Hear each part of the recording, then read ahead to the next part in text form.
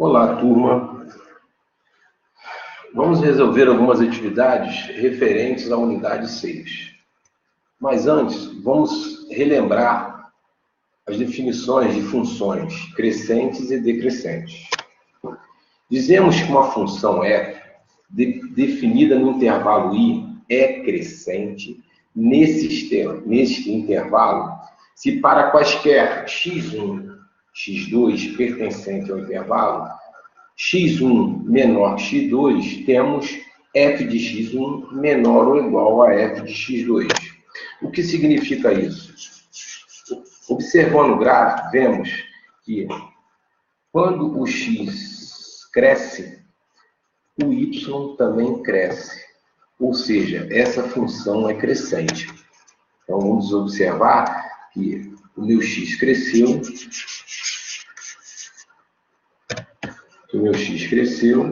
e o meu y também cresceu. Então, essa função é crescente.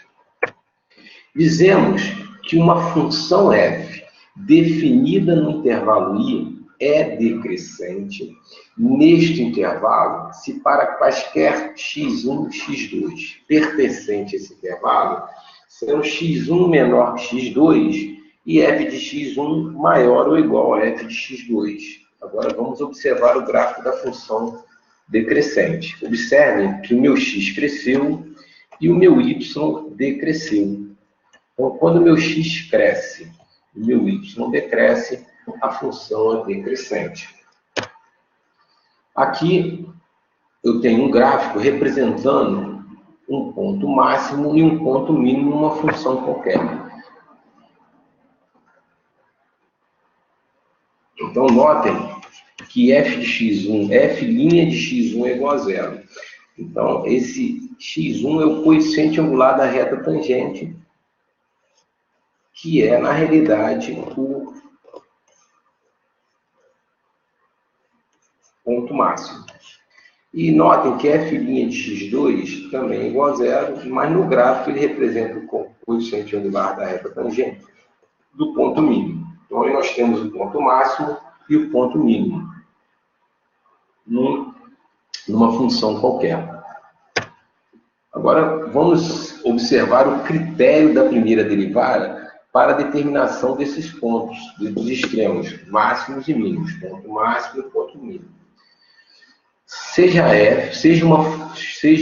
uma função contínua de intervalo fechado em A e fechado em B, e derivado no intervalo aberto em A, aberto em B, exceto possivelmente num ponto C, que é o chamado ponto crítico. Se f' de x for positivo para todo x menor que o ponto crítico, e f' de x for negativo para todo x maior que o ponto crítico, então a função tem um ponto máximo relativo em C, que é o ponto crítico. Se f' for menor que zero para todo x menor que o ponto crítico, e f' de x maior que zero para todo x menor que o ponto crítico, então a função tem um ponto mínimo relativo em C, que é o ponto crítico. Vamos encontrar os intervalos de crescimento e decrescimento e os máximos e mínimos relativos, né, à função f de x igual a x ao cubo menos 7x mais 6. A derivada primeira é 3x ao quadrado menos 7. Agora nós vamos igualar a derivada a zero e virou uma equação do segundo grau. Resolvendo a equação do segundo grau, nós vamos obter os valores mais ou menos a raiz quadrada de 7/3. Portanto, os pontos críticos são mais raiz quadrada de 7/3 e menos raiz quadrada de 7/3. E se substituirmos, claro, esses valores na primeira derivada, nós vamos ter o valor zero, que na realidade eles são as raízes da primeira derivada. Para x menor que menos raiz de 7/3, a primeira derivada é positiva, ou seja, se eu substituir os valores menores que menos raiz de 7/3 da minha primeira derivada, eu só vou obter valores positivos. Logo, a função é crescente, né, para todos os valores menores que a raiz quadrada, menores que menos a raiz quadrada de 7/3. Então, esse intervalo de menos infinito a menos raiz de 7/3, né, significa que ela vai ser crescente em todos os valores menores que menos a raiz quadrada de 7/3.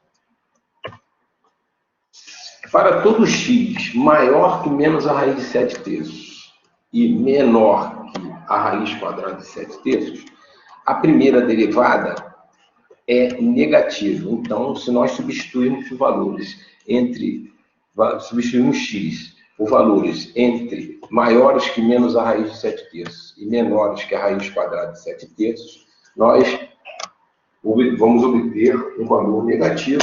Então, a função é decrescente nesse intervalo. Para x maior que a raiz quadrada de 7/3, a minha primeira derivada é positiva, ou seja, se eu substituir o x na primeira derivada por valores maiores que a raiz quadrada de 7/3, eu sempre vou obter valores positivos. Então, a função é crescente nesse intervalo. Todos os valores, né, maiores que a raiz quadrada de 7/3. Logo, a função tem um máximo relativo em menos raiz quadrada de 7/3 e um mínimo relativo em mais a raiz quadrada de 7/3.